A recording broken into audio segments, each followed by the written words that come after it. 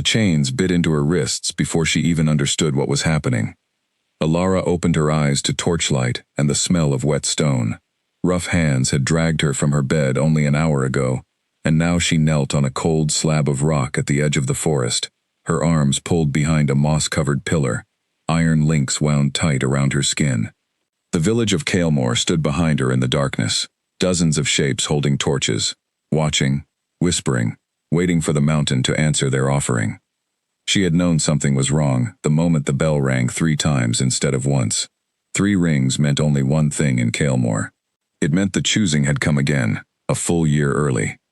"Please," she said, twisting against the chains, "there must be a mistake. The choosing is not until autumn." No one answered her. The elders stood at the front of the crowd, their faces lit orange by torchlight, their expressions carved from stone. Edmund Hale, the eldest of them, lifted his staff and struck it once against the ground. The sound rolled through the clearing like thunder. "The mountain does not wait for our calendars," he said. "It hungers now, and the mountain has chosen you." Ilara's chest tightened. She searched the crowd for a single kind face, someone who might step forward and say this was wrong, that she did not deserve this fate simply because her eyes were the color of moonlight instead of brown or blue like everyone else's. She found no one.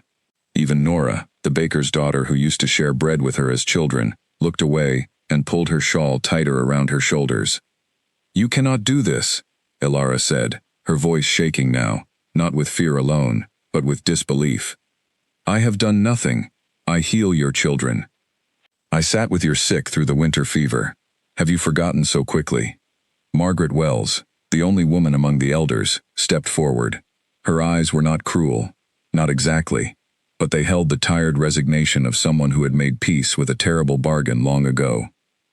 "It is not about what you have done," Margaret said quietly. "It is about what you are. The mountain wants someone marked, someone different, someone the beast will notice. Your eyes have always frightened people, child. Tonight, that fear finally has a purpose." The elders turned as one and began walking back toward the village, torches bobbing like fireflies retreating into the dark. The villagers followed, no one daring to look back at the girl left chained to the stone. Within minutes, the clearing emptied, and Ilara was alone with the wind, the trees, and the looming black shape of Blackthorn Mountain rising against the starless sky. She pulled at the chains until her wrists bled, but the iron did not give. She screamed until her throat burned raw, but no one came. The forest around her seemed to hold its breath, every leaf frozen, every branch still, as if the entire world were waiting for something enormous to happen. Hours passed, or perhaps it only felt that way. The cold crept into her bones.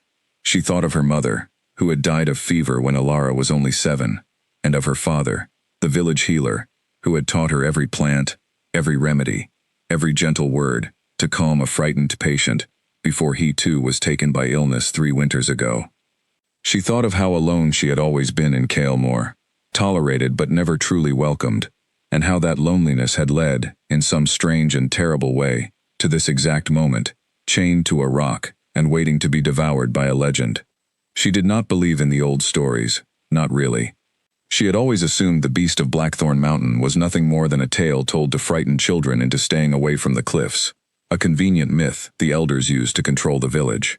But now, chained here in the dark with the wind howling louder with every passing minute, she was no longer so certain. Then the ground trembled. It was faint at first, barely more than a shiver beneath her knees, but it grew steadily stronger, a slow and heavy rhythm, like something enormous walking, step after step, drawing closer through the trees.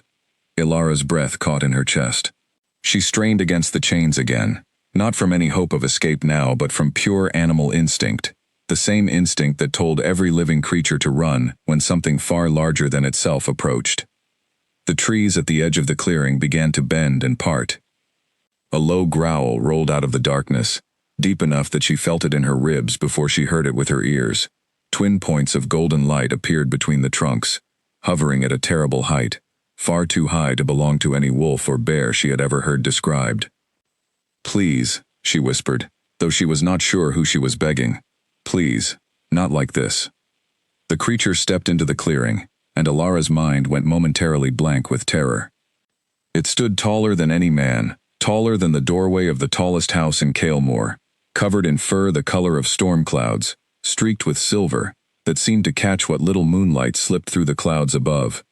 Its shoulders were broad enough to block out half the sky behind it. Scars crossed its muzzle and one side of its chest, old wounds from battles long past, marking it as something ancient, something that had lived through ages Elara could not begin to imagine. Its claws were long and dark, each one capable of ending her life in a single motion. Its eyes, though, were what held her frozen. They were gold. Yes, glowing faintly in the dark, but they were not empty. There was something behind them, something watching, something thinking. The beast paused at the edge of the clearing, its enormous head lifting slightly, as it drew in a long breath through its nose. Elara did not dare move. She had heard that predators were drawn to fear, to sudden motion, and every instinct in her body screamed at her to stay perfectly still, to become invisible, though she knew there was no hiding from something this size. The creature took another step forward, and then another, moving with a strange and terrible grace for something so massive. Elara squeezed her eyes shut and turned her face away, waiting for the pain she assumed would come, waiting for the end of everything she had ever known. It did not come. Instead, she heard the creature stop directly in front of her. She felt its breath, warm and steady, moving the loose strands of hair against her cheek. She heard it inhale again, slower this time, deeper, as if it were trying to memorize a scent it had waited a very long time to find.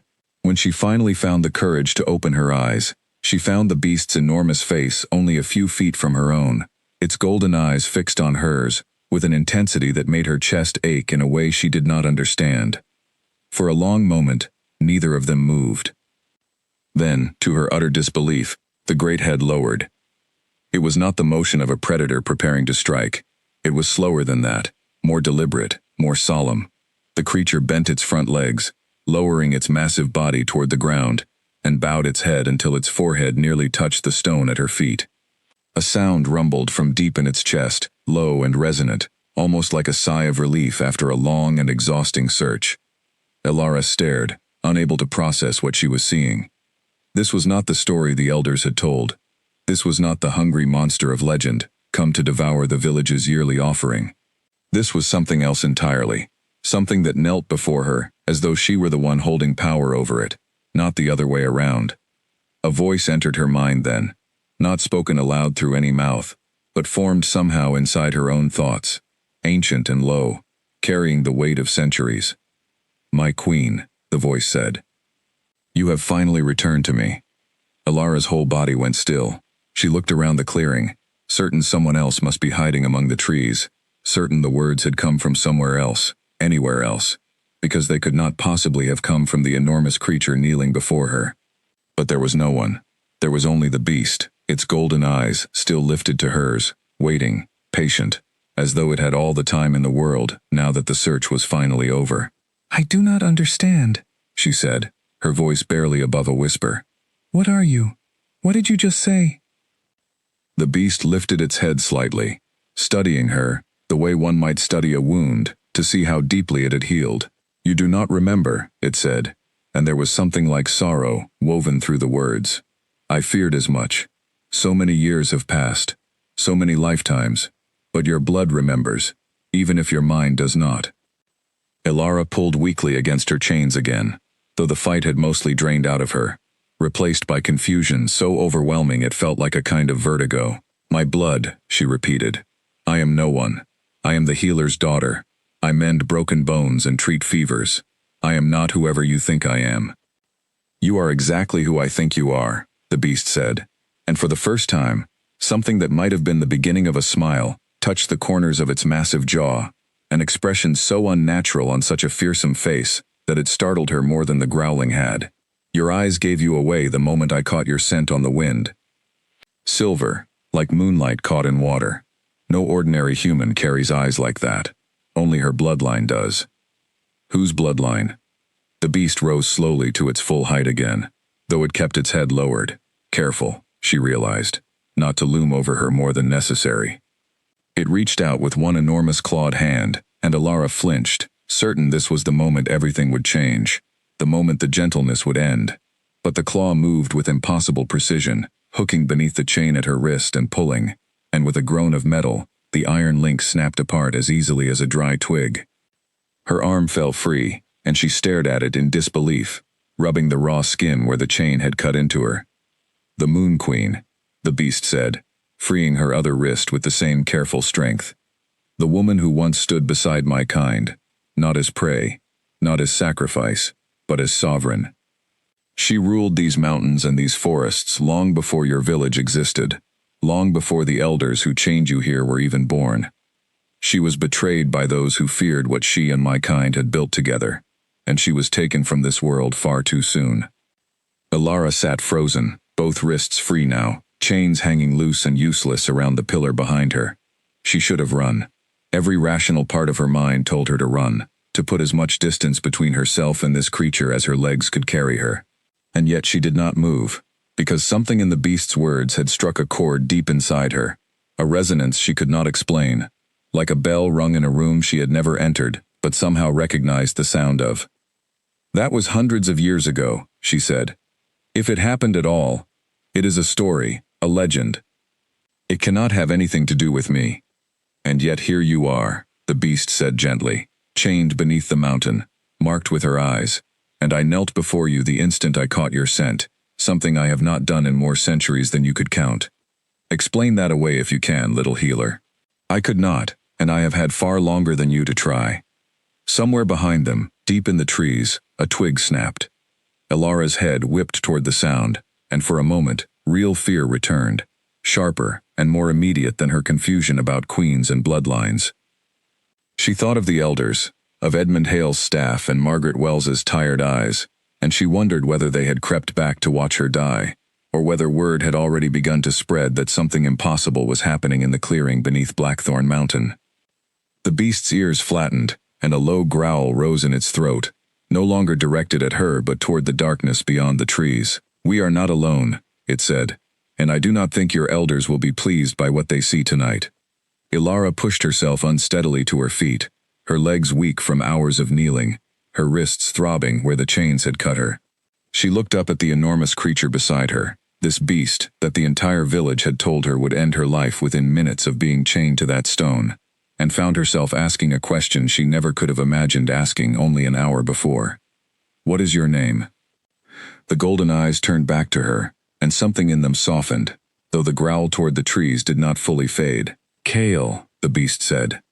"I have carried that name since before your village had a founder's grave, and I intend to keep the promise I made the last time I lost a queen. I will not lose this one."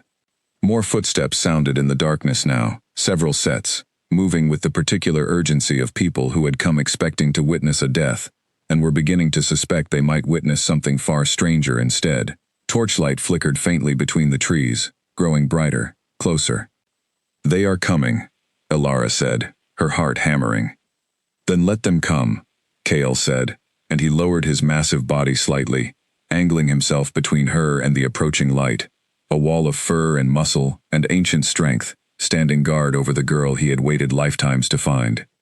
"Whatever they intended for you tonight, healer, that future no longer exists. From this moment forward, you do not kneel to them.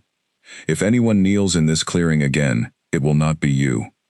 Ilara stared up at the mountain looming behind him, black and silent against the sky, and understood, with a chill that had nothing to do with the cold night air, that whatever life she had known in Kalemore was already gone, burned away the instant the beast had bowed its head at her feet.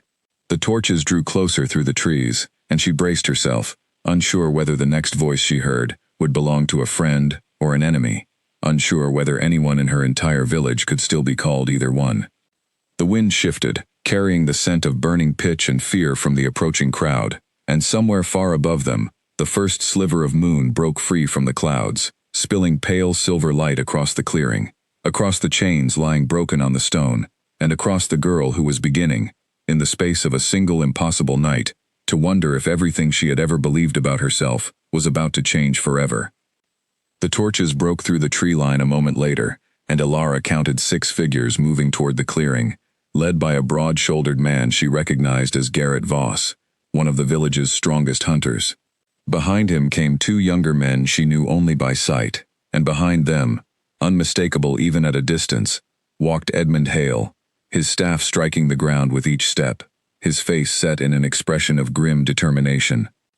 Cale's growl deepened, rolling through the clearing like distant thunder, and the approaching men slowed their pace, torches trembling slightly in their hands. "Stay back," Ilara called out, surprising herself with the steadiness of her own voice. "He has not harmed me." Garrett squinted through the darkness, his torch raised high, and when his eyes found the enormous shape crouched protectively in front of her, his face drained of color. "That is not possible," he muttered. "The beast does not spare its offering. It has never spared its offering." "Perhaps your offering was never truly an offering," Cale said, and every man in the clearing froze at the sound of a voice, rolling not from a human throat, but from the throat of the massive creature before them. "Perhaps, all these years, you have been sacrificing to satisfy your own fear, rather than any true hunger of mine." Edmund Hale stepped forward despite the trembling in his hands, his staff raised as though it might somehow protect him against something so far beyond his understanding. "This is sorcery," he said. "Some trick of the girls, some spell to turn the beast against its purpose." "There is no spell here," Cale said, rising to his full height, and the movement alone was enough to send two of the younger men stumbling backward. "There is only truth, hidden from you and your village, for longer than any of you have been alive. This girl is not your sacrifice. She is the rightful heir of a queen your ancestors betrayed centuries ago, and I would advise you to consider carefully what you do next, because I have waited a very long time to find her, and I will not allow harm to come to her now." The words landed in the clearing like a struck bell, and for a moment, no one moved. Ilara watched the color drain further from Edmund's face, watched something flicker behind his eyes that looked less like confusion and more, disturbingly, like recognition. "You know what he speaks of," she said slowly, studying the old man's expression. "You know exactly what he means." Edmund's jaw tightened.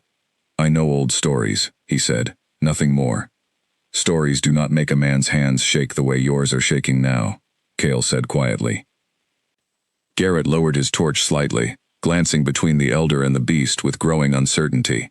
"Edmund," he said, "what is he talking about?" "Nothing," Edmund snapped, though his voice cracked on the word. "We came here to complete the choosing, and complete it we shall. Take the girl." No one moved.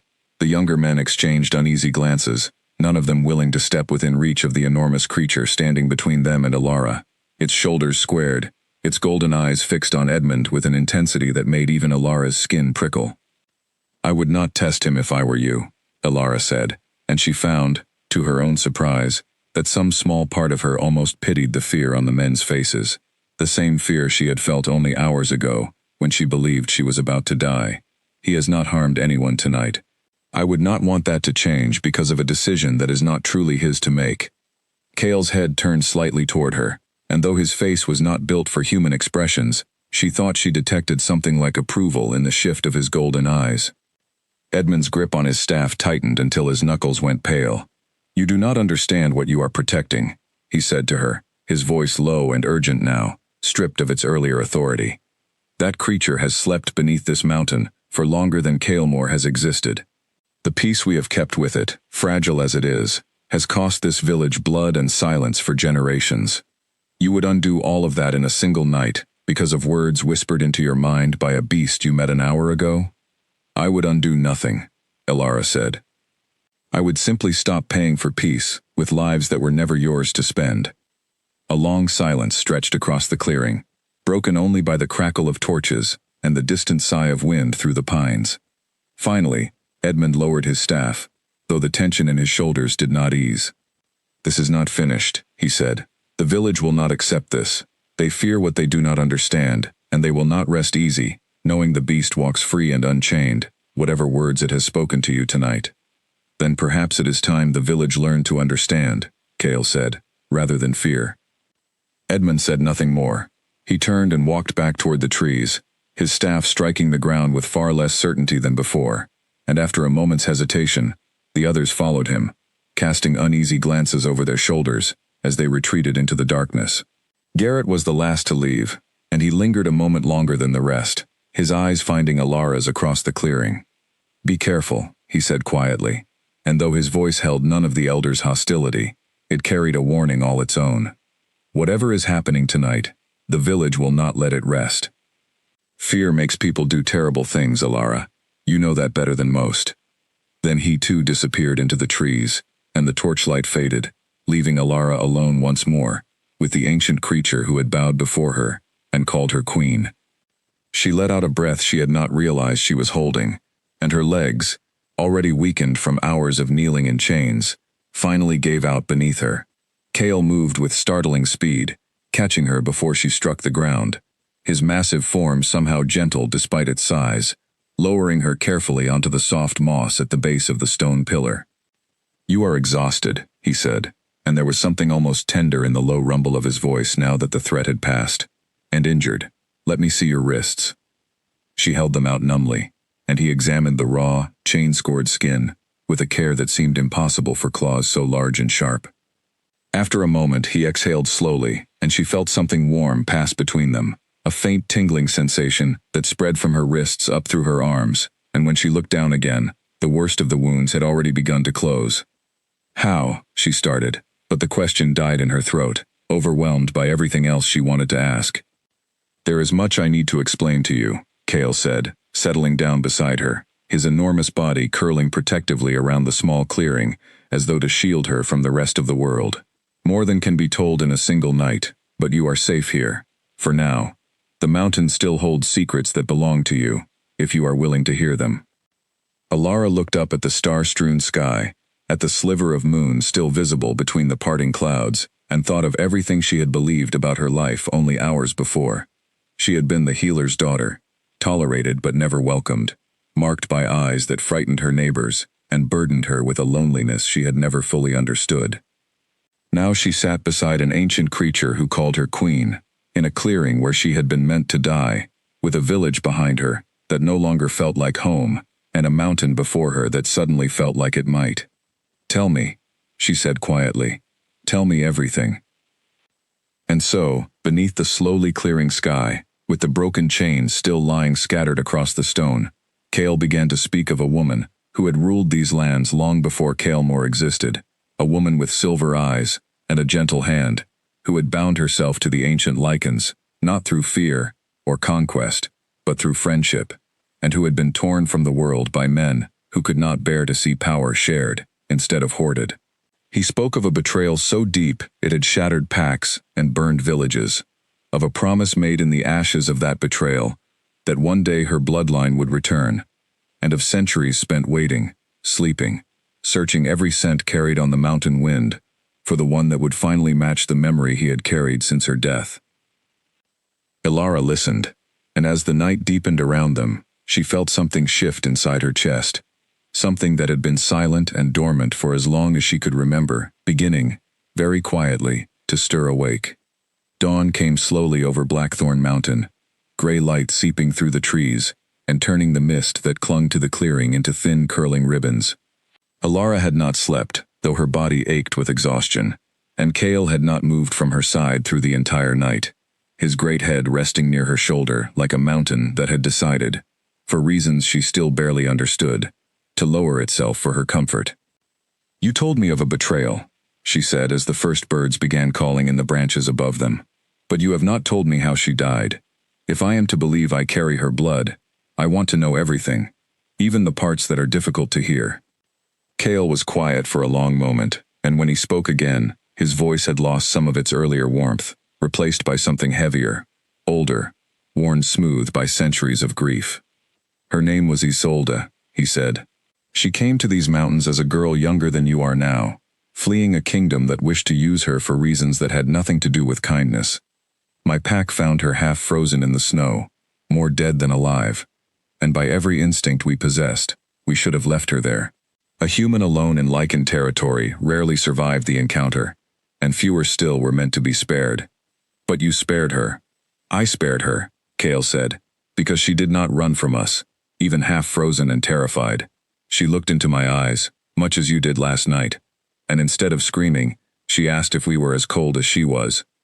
It was such an absurd question that my pack leader, my father, laughed for the first time in longer than I could remember, and something about her courage, her strange calm in the face of creatures that could have ended her life in a single breath, changed the course of everything that came after.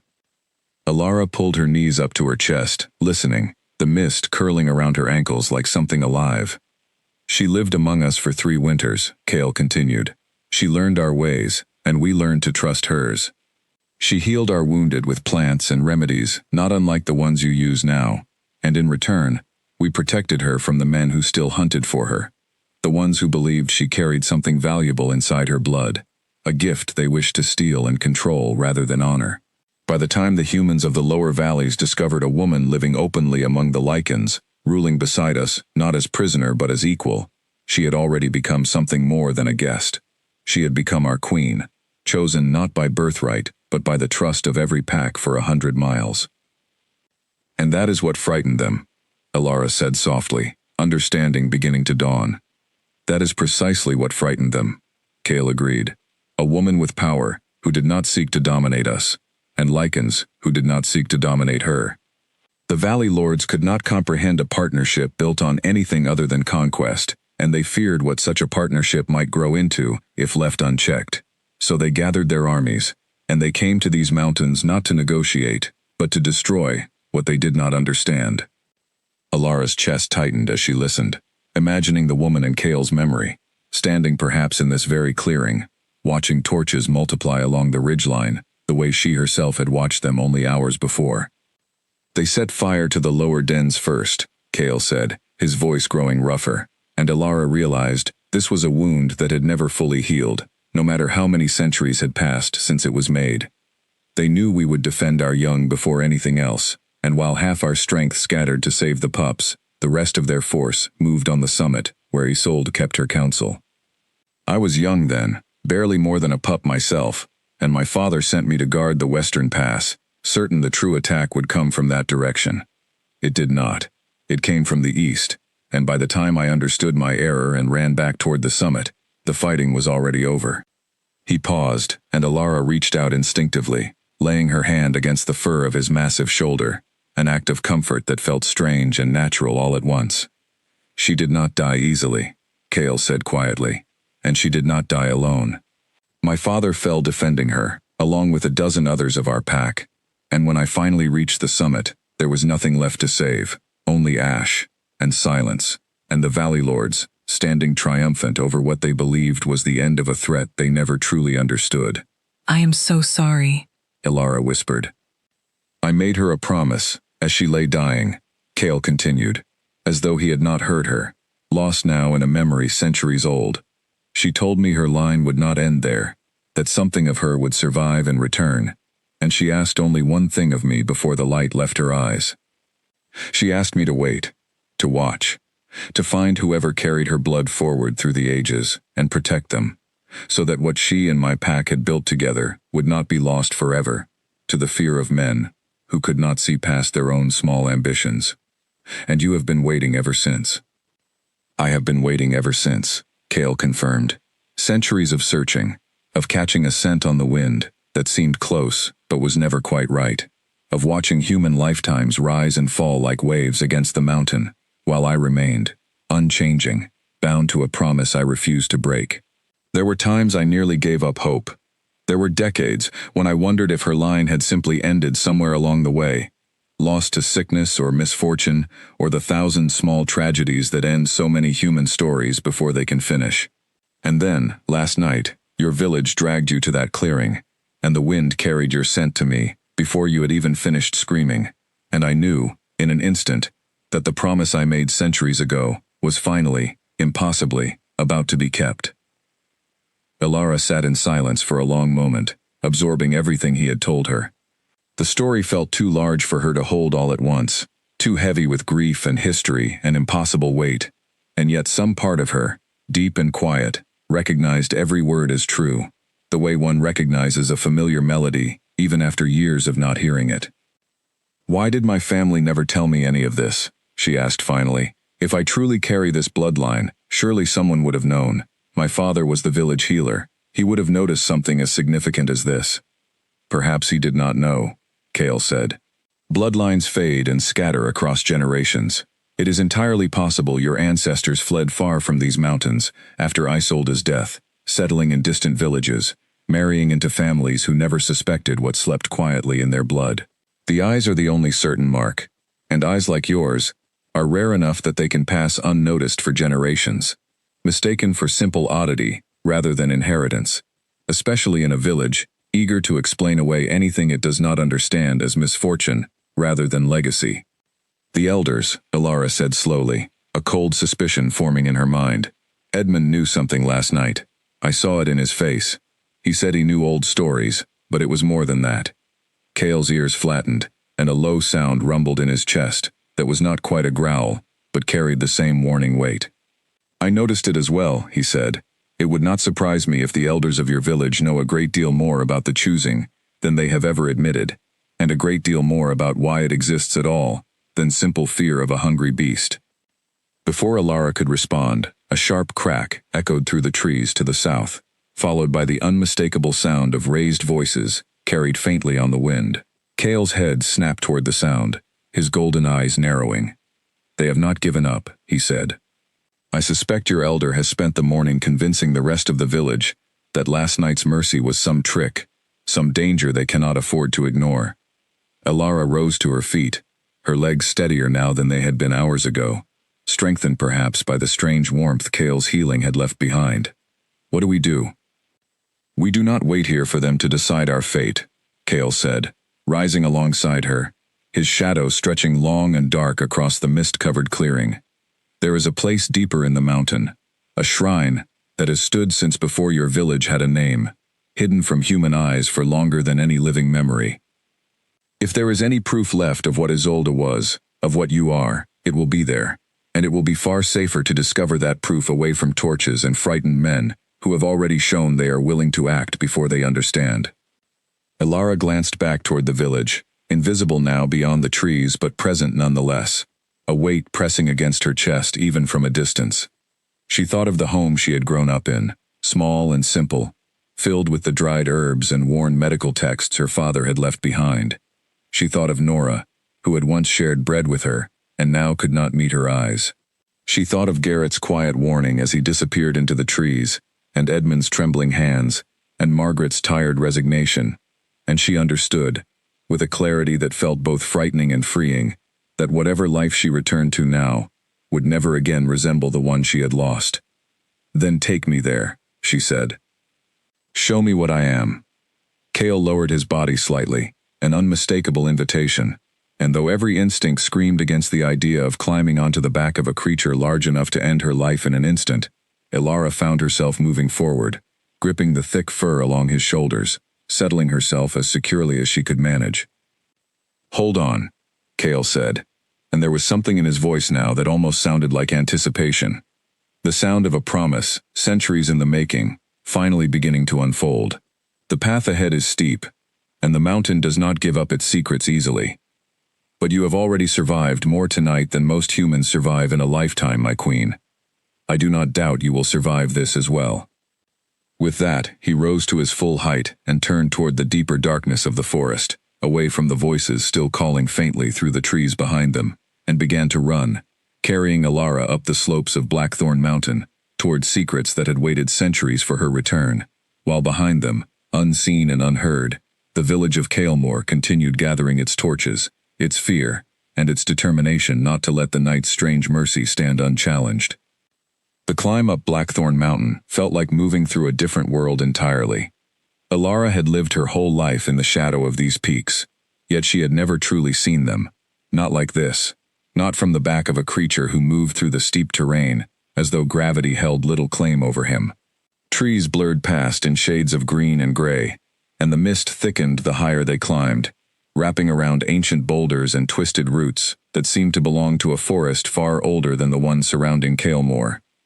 How much farther? She asked, raising her voice slightly against the wind rushing past them. Not far now, Cale answered. The shrine lies just beyond the ridge ahead, hidden behind a waterfall that has run continuously since before your ancestors first settled these valleys. Humans rarely wander this deep into the mountain, and those who do rarely find the passage behind the falls. True to his word, within minutes the trees opened onto a wide stone ledge, and the roar of falling water filled the air. A waterfall cascaded down a sheer cliff face ahead of them, catching the pale morning light and scattering it into countless small rainbows that shimmered and vanished with each shift of the spray. Cale slowed his pace, moving carefully along a narrow path that ran behind the curtain of water, and Alara held her breath as the cold mist enveloped them both, the roaring sound momentarily deafening before it faded into an eerie hush on the other side. They emerged into a cavern, unlike anything Alara had ever imagined existed beneath the mountain she had lived beside her entire life. The space stretched high overhead, disappearing into darkness broken only by shafts of pale light filtering down through unseen cracks in the rock above. Strange crystals grew from the walls, glowing faintly with a soft blue luminescence that cast the entire chamber in an otherworldly light. At the center of the cavern stood a raised stone platform, weathered by centuries, but unmistakably carved by hands rather than shaped by nature. And upon it rested a single object, a circlet of silver, tarnished with age, but still catching the crystal light with a faint, persistent shimmer.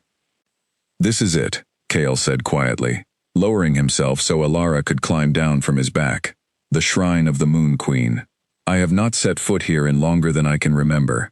It felt wrong to return without her, and equally wrong to abandon it entirely." Alara approached the platform slowly, her footsteps echoing softly against the ancient stone. As she drew closer to the circlet, she felt something strange stir within her chest, a warmth that had nothing to do with the temperature of the cavern, a pull she could not quite name, but recognized instinctively as significant. "Is this hers?" she asked, reaching out but not yet touching it. It was hers, Cale confirmed, moving closer behind her, his massive presence somehow comforting, rather than threatening in this quiet, sacred space. Crafted by the finest artisans among the valley folk who once respected her, before fear replaced respect and turned neighbors into enemies.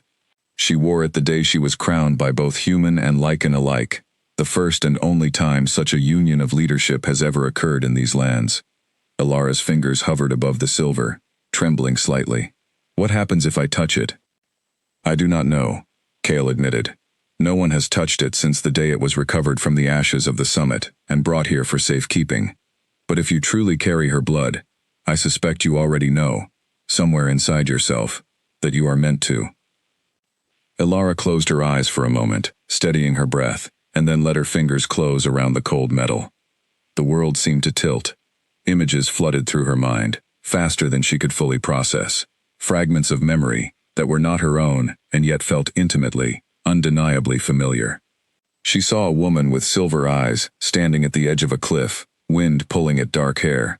A wolf, the size of a horse, standing loyally at her side. She saw firelight and laughter, humans and Lycans sharing a meal together beneath open sky, an image so peaceful it ached inside her chest. She saw torches on a distant ridge, felt a spike of fear so sharp it stole her breath, and then, unbearably, she felt heat and smoke, and the terrible finality of an ending that was not truly an ending at all, because something of that woman, some spark of will and memory, had reached forward through the centuries and settled, quietly and patiently, into every generation that followed her, waiting for a body strong enough and ready enough to carry it fully awake once more. Alara gasped and stumbled backward, and Cale was there instantly, steadying her with surprising gentleness. "What did you see?" he asked, though something in his tone suggested he already suspected the answer. "Everything," Alara whispered, her voice shaking. "I saw her life. I saw her death. I saw—" She trailed off, looking down at her own hands, which had begun to glow faintly with the same soft silver light radiating from the circlet still clutched in her palm. "I saw myself, somehow, inside her memories, as though I had always been there, watching, waiting." "That is because you have," Cale said softly. Her spirit did not simply vanish when her body failed. It settled into her bloodline, passing quietly from mother to daughter across generations, waiting for the moment it could fully awaken. That moment, I believe, is now. Alara lifted the circlet, studying the silver more closely, watching how the crystal light of the cavern seemed to bend and gather around it, as though drawn by some invisible current. Slowly, carefully, she raised it toward her head, and the moment it settled into place, a wave of warmth spread through her entire body, followed by a clarity of thought and purpose she had never experienced before in her life. She understood, suddenly and completely, why the elders had feared her eyes. She understood why the mountain had called to her without her ever knowing its voice. She understood, with a certainty that settled deep into her bones, exactly who she was, and exactly what she was meant to become. "I remember," she said, her voice steadier now, carrying a weight it had not held before. "Not everything, but enough. I remember choosing this life once before, choosing to stand between two worlds instead of choosing only one. I remember believing it was possible to build something better than fear." Cale bowed his head once more, this time not out of instinct or ancient promise, but out of genuine reverence. "Then you understand what comes next," he said. "The Valley Lords who destroyed her are long gone, but their fear did not die with them. It passed down through generations, just as surely as your bloodline did, settling into the hearts of men like Edmund Hale, who inherited a legacy of violence disguised as tradition and never questioned why." "Then it is time someone questioned it," Elara said, and for the first time since the chains had closed around her wrists the night before, she felt something other than fear or confusion settle over her. She felt purpose. "It is time someone finally broke the cycle your promise was made to end." Outside the cavern, beyond the roar of the waterfall, faint and distant but unmistakable, a wolf's howl rose into the morning air, followed by another, and then another, echoing across the mountain slopes, like an answer finally being given to a question that had waited centuries to be asked. Cale lifted his head at the sound, his golden eyes brightening with something Elara could only describe as hope. "They know," he said. "The packs scattered across these mountains have felt the shift in the wind, the same shift I felt the moment I found you chained in that clearing. They are answering the call of a queen they believed lost forever." Elara stepped toward the cavern's entrance, the circlet resting steady and warm against her brow, and looked out through the curtain of falling water toward the vast wilderness stretching beyond, alive now, with voices rising to greet her. "Then let us not keep them waiting any longer," she said, and together, queen and guardian, they stepped back out into the light. By midday, word had spread through Kalemore like wildfire through dry grass. Elara did not need to see the village to know this. She could feel it in the wind, in the distant sound of raised voices carried up the mountainside, in the way Cale's ears kept turning toward the valley below even as he led her along a ridge overlooking the scattered rooftops of the only home she had ever known. "They are afraid," Cale said, watching smoke rise from several chimneys at once, far more than usual for midday cooking fires. "Fear spreads faster than truth ever does, especially when it is fed by those who benefit from its spread." "Edmund," Elara said. "Edmund," Cale agreed. They found a place to rest on an outcropping of rock, and Elara sat with her knees drawn to her chest, watching the village below with an ache in her chest she had not expected to feel. Despite everything, despite the chains and the fear and the betrayal, some small part of her still loved Kalemore, still remembered warm bread from Nora's family bakery, and quiet evenings spent listening to her father explain the properties of healing herbs by candlelight. It was strange to grieve a place that had so recently tried to kill her, and yet she found she could not fully release that grief. Not yet. Perhaps not ever. "You are troubled," Cale observed, settling beside her with a quiet rustle of movement that belied his enormous size. "I keep thinking of all the people down there who are not Edmund," Elara said. "Nora, Garrett, the children I have treated for fever and broken bones. They are not monsters. They are simply frightened. And frightened people follow whoever speaks loudest and promises safety, even when that safety is built on lies." "That is a wisdom Isolder herself possessed," Cale said. "She never hated the humans who eventually turned against her, not truly. She understood that fear, left unchallenged, will always find someone to blame, and that the cruelty born from fear is rarely the same as cruelty born from malice. It does not excuse the harm caused, but it does leave room for something else to grow in its place, given time and truth enough to take root." Elara considered this, watching a thin line of smoke curl upward from what she recognized as the elders' meeting hall near the center of the village. "What do you think they are planning?" Before Cale could answer, a rustle sounded in the brush behind them, and both of them turned sharply, Cale rising instantly into a defensive crouch, a low growl building in his throat. But the figure that emerged from the tree line was not armed, was not accompanied by torches or angry shouting. It was a young woman, breathless from climbing, her dark hair coming loose from its braid, her eyes wide with a mixture of fear and determination. "Nora," Alara breathed, rising to her feet. Nora froze at the sight of Kale, her breath catching audibly, but she did not turn to flee, though her hands trembled visibly at her sides. "I heard what happened," she said, her voice unsteady. "Everyone has heard. Edmund is telling the village that the beast has cursed you, that you have been corrupted by dark magic and mean to lead it down into Kalemore to destroy us all." "That is not true," Alara said quickly. "None of it is true." "I know," Nora said, and something in the simple certainty of her tone struck Alara harder than any accusation could have. "I have known you since we were children, Alara. Whatever has happened to you on this mountain, I do not believe for a moment that you would ever wish harm on anyone in Kalemore, curse or no curse." Kale's growl faded slowly, though he remained alert, watching the young woman with careful golden eyes.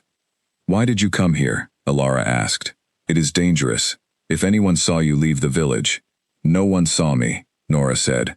"I made certain of that. I came because I needed to tell you something before Edmund tells the whole village his version of events, and no one is left willing to listen to yours." She glanced nervously at Kale again, then back at Alara. "My grandmother used to speak of old stories, before she passed. Stories about a woman who ruled the mountain, who had eyes like moonlight, just like yours. My grandmother always said the elders knew more about the choosing than they ever admitted, that the tradition was not truly about appeasing a hungry beast at all, but about erasing anyone who might carry the old queen's blood before they grew old enough to remember who they truly were." Ilara's blood ran cold. "You are saying the choosing was never a sacrifice to the beast at all." "I am saying," Nora said carefully, "that perhaps it was always meant to be a way of killing you, or anyone like you, before you could ever discover the truth. Kale has apparently already told you. The beast was simply the method the elders used, trusting that whatever lived beneath this mountain would do the killing for them and leave their own hands clean." Kale's entire body went rigid, and a sound rumbled from his chest that was unmistakably fury, though he kept it carefully controlled, aware of how it might frighten the trembling young woman before them. "If this is true," he said, "then every offering brought to this mountain across the centuries, every life your village believed was lost to my hunger, was in truth lost to nothing more than human fear and human cruelty, dressed in the costume of tradition." Nora flinched at the sound of his voice, but held her ground. "I do not know for certain," she admitted. "It is only what my grandmother believed, whispered to me in secret when I was young enough that I thought it was simply a frightening bedtime tale. But watching what happened last night, watching you walk away from that clearing alive when generations of offerings never did, I cannot help but wonder if she was right all along." Alara sank back down onto the rock, her mind reeling. If Nora's grandmother had spoken the truth, it meant that every single person who had ever been chained to that altar and never returned had not been consumed by a monster's hunger at all. They had simply never possessed silver eyes bright enough, blood strong enough, to survive whatever mechanism the elders had built into the ritual to ensure the old queen's line never rose again. And if that mechanism had failed with her, failed for the first time in centuries, then Edmund and the other elders would be more desperate than ever to correct that failure by any means necessary. "Thank you," Alara said finally, looking up at her old friend with an emotion too complicated to name, "for coming here, for telling me this, even knowing the risk. I could not simply stand by and watch them decide your fate without at least giving you the chance to know the truth," Nora said. "Whatever you decide to do now, I wanted you to decide it with open eyes, not blind ones." She glanced once more at Kale, some of the fear in her expression softening into something closer to cautious curiosity. "Is it true then, what they are saying? That you are some kind of queen?" "It is true," Kale answered before Alara could speak, his voice gentler now than it had been moments before.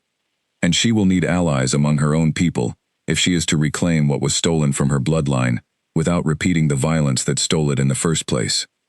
Nora straightened her shoulders, and though her hands still trembled faintly, her voice grew steadier. "Then perhaps I should be the first." Alara felt something loosen in her chest, a small but significant relief amid the mounting weight of everything she had learned. She reached out and took Nora's hand, the same way she had done as a child sharing bread outside the bakery door, and for a moment, standing on the mountainside with an ancient guardian beside her and an old friend's hand in her own, the future did not feel quite so impossibly heavy. "We will need more than allies," Alara said, looking down once more at the village below, where smoke continued rising from the elders' hall, where fear was even now being shaped into something dangerous by hands that had lied to an entire community for generations. "We will need the truth, spoken loudly enough that even fear cannot drown it out." "Then we shall give them the truth," Kale said, rising to his full height, his shadow falling long and protective across both women. "And this time, they will not be able to hide from it behind torches and old superstition." Nora returned to the village before her absence could be noticed, promising to gather whatever additional information she could, without drawing suspicion, and Alara spent the remainder of the afternoon following Kale deeper into the mountain's hidden places, learning the terrain that would soon become, whether she wished it or not, the landscape of her new life. They moved along ridgelines that overlooked hidden valleys, past caves where Kale introduced her, cautiously and with visible pride, to members of scattered Lycan families, who had heard the howls carried on the wind that morning, and come to see for themselves whether the old stories were finally proving true. Alara met an elderly female Lycan named Brenna, her fur gone silver-white with age, who studied Alara's eyes for a long moment, before lowering her head in the same solemn bow Kale had offered the night before. She met a smaller younger pack led by a sharp-eyed male called Rowan, who approached with more caution than reverence but ultimately extended the same respect once Kale vouched for what he had witnessed in the clearing.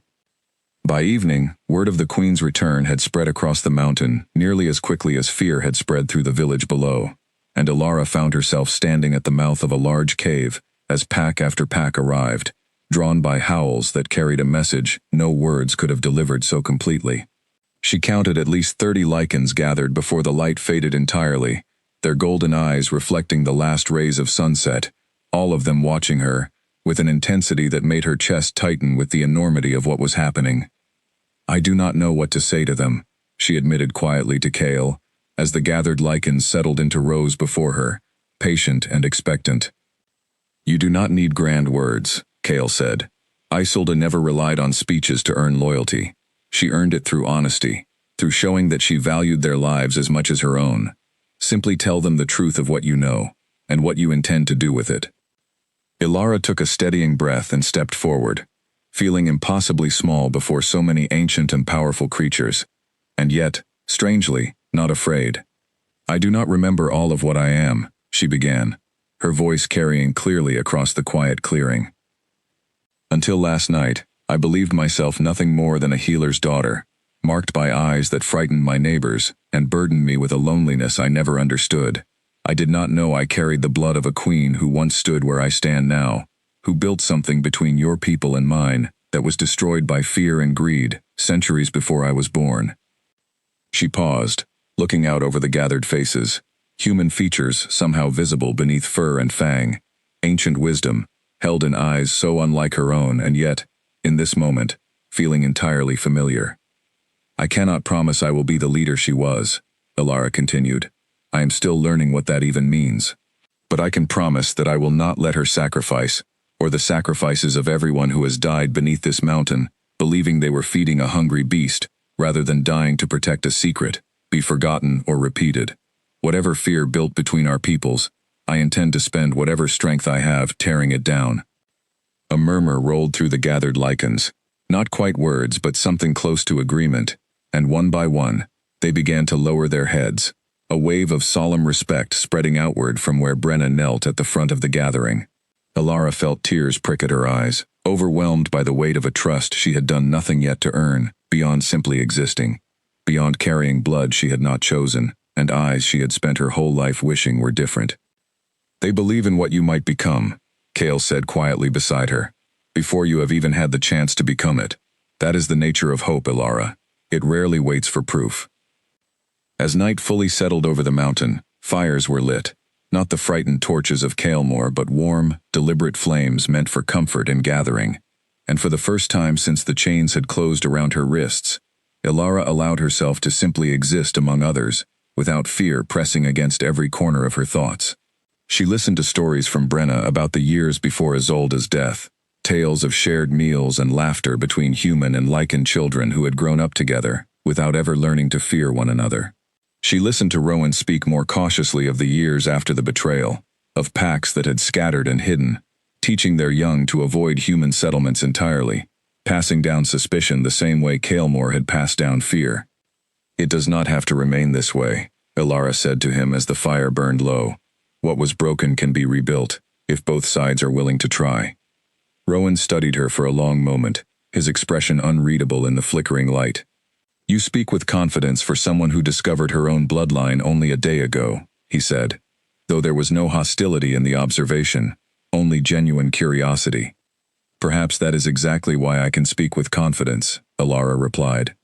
"I have not had centuries to grow bitter over what was lost. I only see what could still be gained."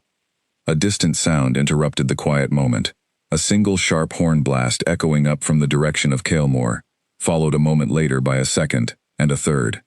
Every Lycan in the clearing went instantly alert, ears swiveling toward the valley below, and Kael rose to his feet with a speed that scattered sparks from the fire. "That is not a hunting call," he said grimly. "That is a war horn." Elara's stomach dropped. "What does it mean?" "It means Edmund has convinced enough of the village to act," Kael said, his golden eyes hardening. "And I suspect we will not have long to wait before we discover exactly what that action will be." Brenna rose alongside him, her old bones creaking audibly with the movement, but her voice remained steady and strong.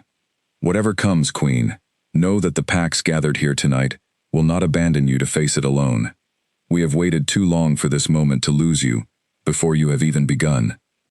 Around the clearing, dozens of golden eyes turned toward the valley below, where the distant sound of horns continued echoing through the darkening sky, and Elara understood, with a clarity sharpened by fear and resolve in equal measure, that whatever peace she had found in this gathering of fires and stories was about to be tested far sooner than she had hoped. The horns fell silent after the third blast, but the silence that followed felt somehow more dangerous than the sound itself. Elara stood at the edge of the gathered packs, straining her eyes toward the darkened valley, trying to guess at what was unfolding below. "We should send scouts," Rowan said, already moving toward the tree line with two younger Lycans falling into step behind him. "Be careful," Kael warned. "Watch, but do not engage. We do not yet know their intentions." Rowan nodded once and disappeared into the darkness, his companions close behind, and the remaining packs settled into an uneasy quiet, waiting. Elara found herself pacing near the fire, her mind cycling through possibilities, none of them comforting. Had Edmund gathered the village's hunters to march on the mountain directly? Had he found some other way to strike at her, perhaps through threats against those who might sympathize with her cause, people like Nora and Garrett who had shown her kindness when kindness cost them something? "You are thinking of the girl who came to warn you," Kael said, settling beside her with quiet perception. "If Edmund suspects she helped me," Elara said, "if he believes there are others in the village willing to question his authority, what will he do to silence that doubt?" "I do not know," Kael admitted, "but I know Edmund's fear has already proven itself capable of terrible things. It would be wise not to underestimate what a frightened man might do to protect a secret he has guarded for so long." They did not have long to wait for answers. Rowan returned within the hour, breathless and grim, his two companions close behind him, and the moment he emerged from the tree line, Elara knew from his expression that whatever he had seen was worse than she had imagined. "They have taken hostages," he said without preamble. 3 villagers, bound and held at the edge of the sacrificial clearing, guarded by armed men. Edmund stands among them, along with the other elders, and he is shouting into the darkness for the beast to show itself, claiming he will not release the prisoners until the creature he calls a false queen returns to complete the choosing it escaped last night. Elara's blood turned to ice. "Who are the hostages?" Rowan hesitated, and something in his reluctance told her the answer before he spoke it aloud. "The baker's daughter," he said quietly. "And 2 others, an old man and a young boy, chosen, I believe, simply because Edmund suspected they might have sympathy for you." "Nora," Elara breathed, her chest constricting with a fear sharper than anything she had felt chained to that stone the night before. This was her fault. Nora had come to warn her, had risked everything to bring her the truth, and now she was paying the price for that courage. "We cannot allow this to stand," Cale said, his voice a low growl of barely restrained fury. "But we also cannot simply charge into that clearing with a wall of teeth and claws. Edmund is counting on fear to control the outcome, on the village believing that any Lycan response will prove exactly the danger he has always claimed we represent. If we answer violence with violence, we hand him precisely the victory he seeks, regardless of what happens to the hostages themselves." Alara forced herself to breathe slowly, to push past the panic clawing at her thoughts, and think clearly, the way her father had taught her to think through even the most frightening medical emergencies, one careful step at a time. "Then we do not answer with violence," she said finally. "We answer with truth, in front of the entire village, where Edmund cannot control the narrative or hide behind fear alone." Brenna, who had listened silently until now, stepped forward with the slow, deliberate movement of great age and greater wisdom. "That is a dangerous path, Queen. Edmund holds hostages. He may not wait for truth to unfold before he acts on his threats." "I know," Alara said. "But if I go to that clearing with an army of Lycans at my back, I prove every fear that village has ever held about your kind, and I lose any chance of the peace Isolde once built before I have even begun to rebuild it. If I go alone, unarmed, and speak plainly in front of everyone, Edmund will have nowhere left to hide his lies. Either the truth will be strong enough to save those hostages, or nothing I do tonight will be strong enough regardless." "You cannot go alone," Cale said immediately, his tone leaving no room for argument. "I made a promise centuries ago, and I will not stand aside while you walk into danger a second time in as many days." "I did not say entirely alone," Alara said, managing a small, tired smile, despite the fear still coiled tight in her chest. "I meant unarmed, and without an army at my heels, ready to strike the moment fear takes hold. You may walk beside me, Cale, but the rest must remain hidden, close enough to help if truly needed, but not so visible that Edmund can point to an invading horde as justification for whatever cruelty he intends." Cale studied her for a long moment, clearly torn between the wisdom of her strategy and every protective instinct centuries of waiting had instilled in him. Finally, he inclined his great head. "As you wish, my queen. But know that I will not remain hidden if your life is truly threatened, regardless of what strategy we agree upon now." "I would expect nothing less," Alara said. Brenna organized the remaining packs quickly and efficiently, positioning them along the tree line surrounding the clearing, close enough to respond within moments but far enough to remain unseen, unless circumstances demanded otherwise. Rowan volunteered to lead a smaller group, circling toward the rear of the gathered villagers, ensuring no escape route existed should Edmund attempt to flee once his lies were exposed. As the packs moved into position beneath the cover of darkness, Alara knelt beside the dying embers of the fire one final time, steadying her breathing, gathering whatever courage remained after a day that had already asked so much of her. She touched the silver circlet, still resting against her brow, feeling its familiar warmth, and thought of Isolde, of a woman who had once faced impossible odds with nothing but conviction, and the belief that peace was worth fighting for, even when violence seemed the easier path. "I am ready," she said finally, rising to her feet. Cale rose alongside her, his massive form illuminated by the last flickering light of the fire, and together they turned toward the path leading back down the mountain, toward the clearing where hostages waited in fear, where an old man's lies were about to be tested against the weight of truth he had spent generations trying to bury, and where the future of two peoples, human and Lycan alike, hung suspended on the outcome of whatever happened next beneath the cold and watchful eyes of Blackthorn Mountain. The clearing looked different than it had the night before, transformed by torchlight and fear into something resembling a battlefield rather than the quiet stone altar where Alara had once knelt in chains.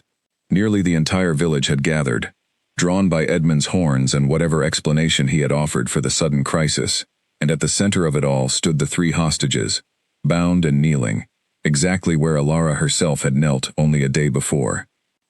Nora's eyes found Alara's the moment she stepped into the clearing, and though fear was etched plainly across her face, something like relief flickered there as well, a silent acknowledgement that help had finally arrived. "There she is," Edmund's voice rang out across the gathered crowd, sharp with triumph. "The false queen returns, and brings the beast with her, Exactly as I warned you all she would. See now the truth of what we face. Murmurs rippled through the crowd, torches trembling in unsteady hands, and Alara felt the weight of dozens of frightened eyes settling upon her.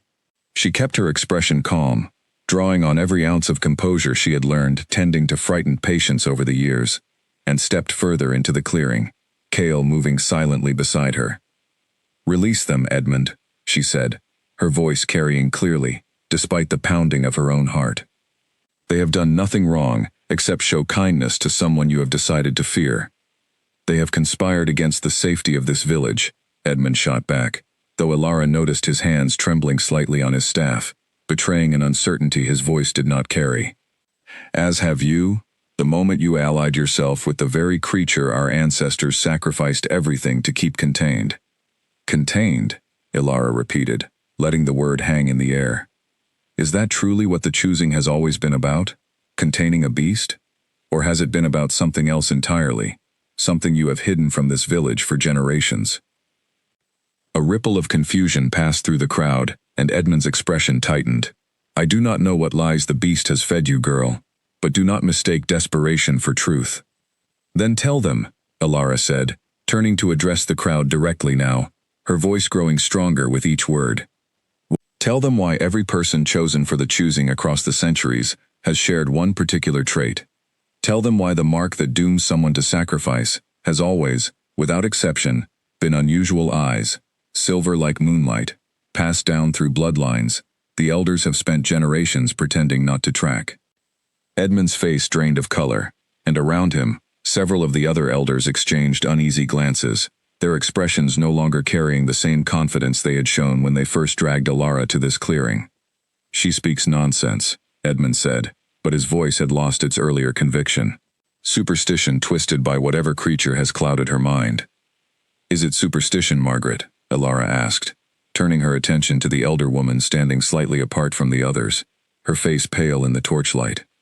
"You told me yourself, only last night, that the beast wanted someone marked, someone different. You knew precisely what that marking meant, did you not?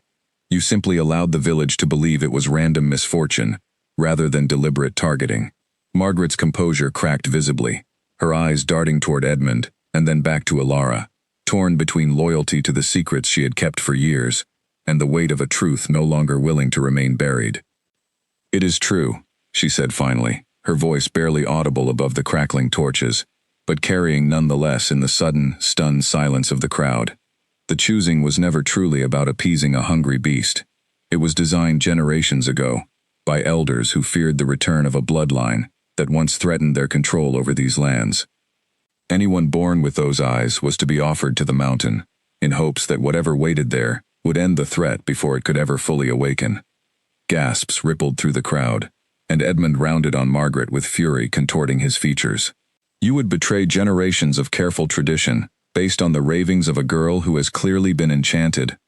"I would betray a lie I have carried too long," Margaret said, straightening despite her visible fear. "If it means innocent lives stop paying the price for a fear that was never truly ours to protect against in the first place." Alara felt something shift in the crowd around her, uncertainty giving way to something closer to genuine questioning, villagers turning to whisper among themselves, some glancing toward the bound hostages with newfound discomfort at what they were witnessing. Garrett, standing near the edge of the gathered crowd, stepped forward slowly, his expression conflicted but resolute. "Release them, Edmund," he said, echoing Alara's earlier demand, his voice carrying the weight of a respected hunter's opinion among people who trusted his judgment. "Whatever you believe about the girl, holding innocent villagers hostage was never part of any tradition I have ever known." Edmund's grip on his staff tightened until his knuckles went white, his eyes darting between the growing dissent among his own people and the imposing presence of Kale standing silently beside Alara, patient, but unmistakably ready to act, should the situation demand it. "You do not understand what you are inviting back into these mountains," Edmund said, his voice rising with something that sounded almost like genuine desperation now, stripped of its earlier authority. "If her bloodline is allowed to flourish unchecked, if the old alliance between human and Lycan is rebuilt, it threatens everything we have built in its absence. Our safety, our order, our way of life, all of it hangs in the balance. Or perhaps, Alara said quietly, stepping closer. It threatens only the power certain people have built for themselves, by keeping this village afraid and divided from the world beyond its borders. Tell me, Edmund, has fear of the mountain ever truly protected Kael'mor, or has it simply kept this village small, isolated, and dependent on elders who claim to be the only ones capable of managing a danger that was never as great as you have always insisted? The silence that followed was heavy, charged, and Alara watched as doubt spread visibly across the faces gathered around her.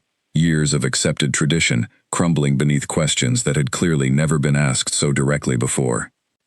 Edmund's shoulders sagged slightly, the fight draining from his posture, as he looked around at the crowd he had spent so many years commanding through fear alone, now watching him with something closer to suspicion than loyalty. "Release them," he said finally, his voice hollow, defeated. Two of the younger men who had bound the hostages moved forward hesitantly, cutting the ropes at Nora's wrists, and she rushed immediately toward Alara, embracing her tightly despite the lingering fear still visible in her trembling hands. "Thank you," Nora whispered. "You should never have been made to suffer for helping me," Alara said, holding her friend close for a moment, before turning back to face the crowd, to face Edmund, whose secrets had finally, after generations of careful hiding, been dragged into the light, where they could no longer survive unchallenged. But even as relief washed through the clearing, Alara noticed something troubling in Edmund's expression, something that looked less like defeat and more like a man calculating his next move, and she understood, with a chill that had nothing to do with the night air, that this confrontation, however important, was likely far from over.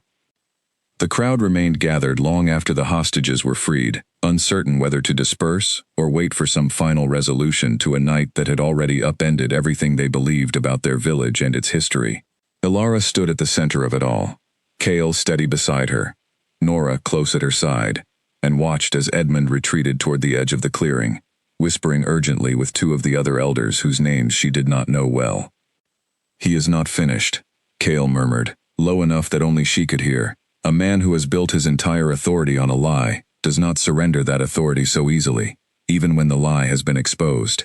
"What more can he do?" Alara asked. "The truth is out.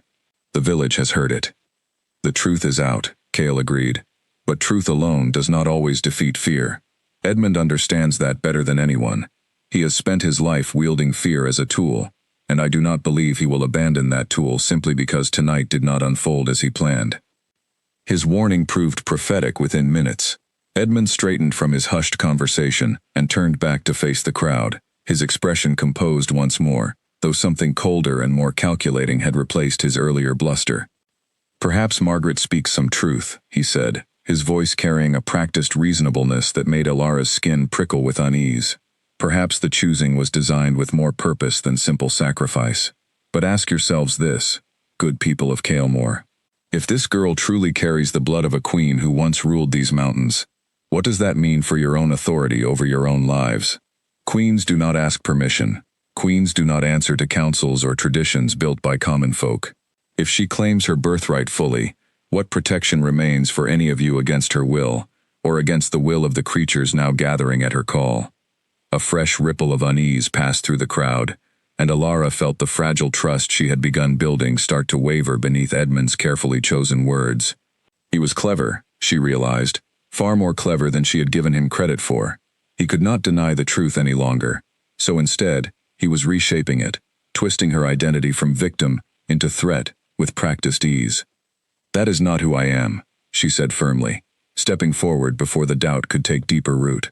"I do not seek to rule over Kael'mor, Edmund, and you know that is not what I have claimed since the moment I learned the truth of my own blood. I seek only to end a cruelty that has cost this village, and the Lycan packs beyond it, more lives than any of you have ever been told." "Words are easily spoken," Edmund countered. "Power, once claimed, is rarely relinquished so easily." "Then judge me by actions rather than words," Alara said, and an idea began forming quickly in her mind, born from desperation, but feeling, the moment it took shape, entirely right. "I will not claim rule over this village, now or ever, unless its people freely choose to grant it, which I neither expect nor require. What I will claim is an end to the choosing, permanently, and the freedom for anyone in Kalemore to walk these mountains without fear of being offered to a beast that never wanted their blood in the first place. She turned to Kale, meeting his golden eyes with a question she did not need to voice aloud. He inclined his head slightly, granting silent permission for whatever she intended to say next. And more than that, she continued, raising her voice so it carried clearly across the entire clearing. I offer this village something it has not had in generations. A true alliance with the Lycan packs of this mountain, built openly, honestly, on mutual protection, rather than fear and secrecy. Trade between our peoples. Aid in times of hardship.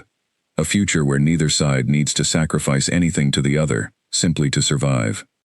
Silence fell across the crowd, broken only by the crackle of torches and the distant sigh of wind through the surrounding trees. Elara watched faces shift from uncertainty to something like cautious consideration, old fears, warring visibly with the possibility of a future none of them had ever been permitted to imagine. Edmund's composure finally cracked entirely, fury replacing his earlier calculated reasonableness. You would have us trust the very creatures our ancestors fought and died to protect us from? You are as naive as the queen who came before you. And look how swiftly her naivety cost her everything. Isolde did not die because she was naive, Kale said, his voice rolling across the clearing with quiet, unmistakable authority, silencing every whisper instantly. She died because men like you feared a peace they could not control, and chose violence, rather than risk sharing power honestly.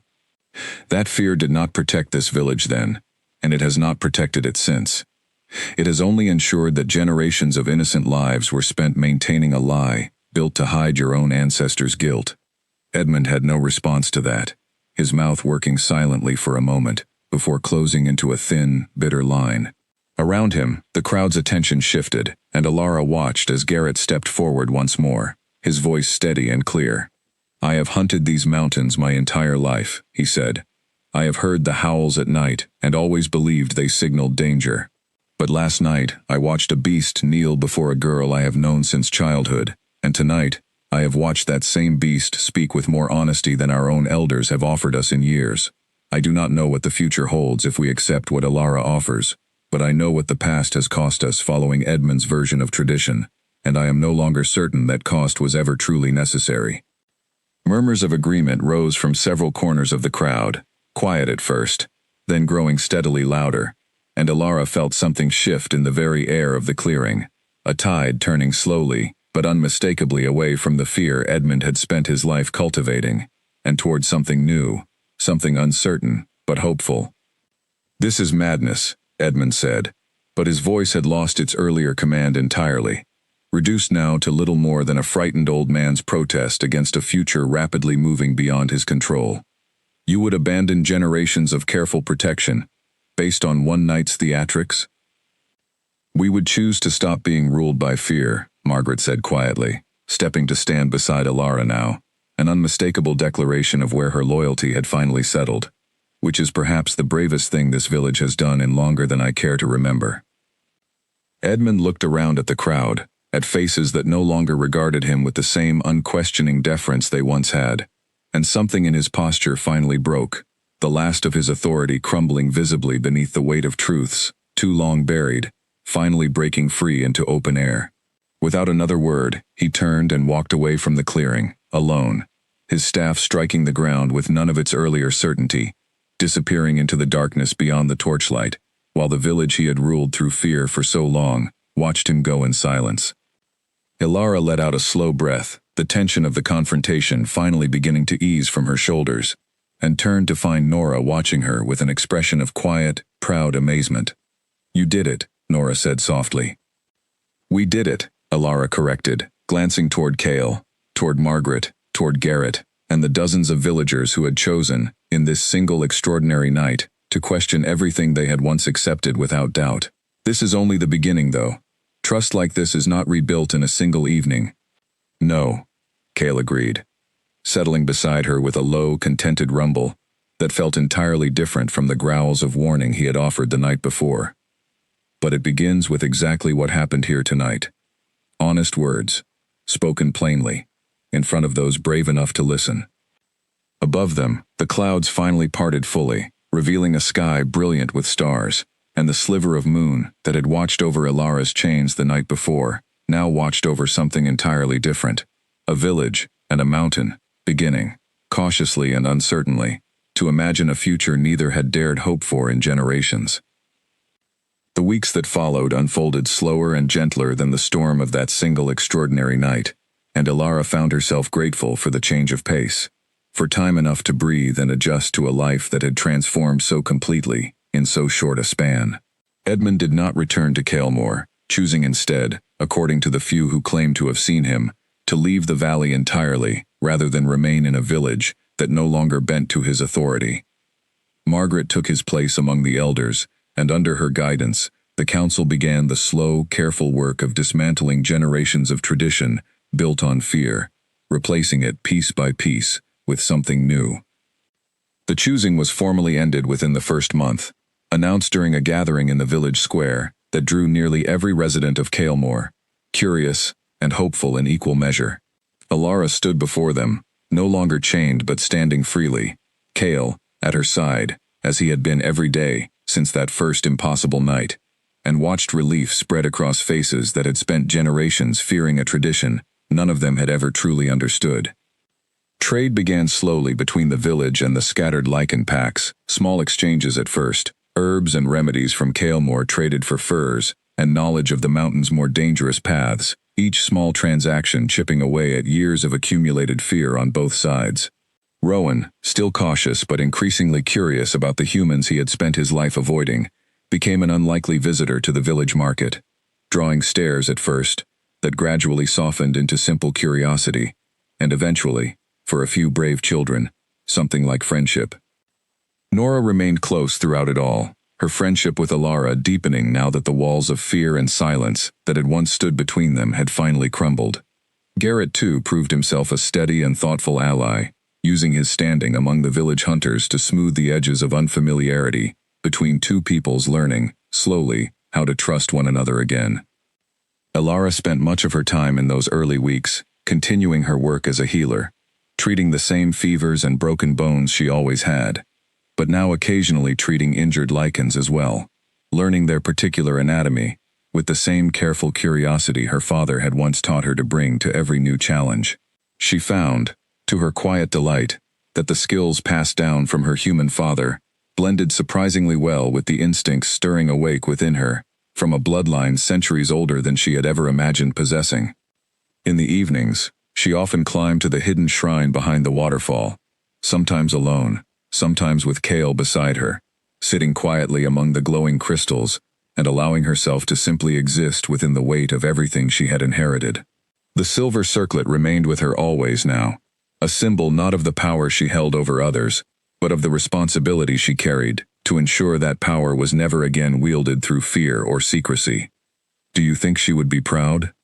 Ilara asked one evening, sitting beside Kael on the stone platform where the circlet had once rested alone for centuries. Isolde, I mean. Do you think this is what she hoped her bloodline would eventually accomplish? Kael considered the question for a long moment, his golden eyes reflecting the soft blue light of the surrounding crystals. "I believe she hoped for exactly this," he said finally. "Not a perfect peace achieved overnight, but a patient, honest effort towards something better than what came before. She always understood that trust could not be commanded, only earned, slowly, through consistent kindness and consistent truth. I believe, watching what you have built in these past weeks, she would be very proud indeed." Ilara smiled, resting her hand gently against the fur of his massive shoulder, a gesture that had become as natural to her now as breathing. "And you?" she asked softly. "After centuries of waiting, after keeping a promise made in grief so long ago, is this what you hoped for as well?" "I hoped only to find you," Kael admitted, and something in his voice carried a warmth she had not heard from him before, gentler than his usual ancient solemnity. "Everything since has exceeded whatever hope I allowed myself to carry through all those long centuries of searching. I did not simply find a queen to protect Ilara. I found someone brave enough to change the very fear that made such protection necessary in the first place." Outside the cavern, beyond the roar of the waterfall, the mountain stretched wide and quiet beneath a sky full of stars, home now to both the village that had once feared it and the ancient packs who had waited so long for its true peace to return. Elara thought of the girl she had been only weeks before, chained to a stone altar, and certain her life was ending, and marveled at how completely that single terrifying night had transformed into something she could never have imagined wanting so deeply.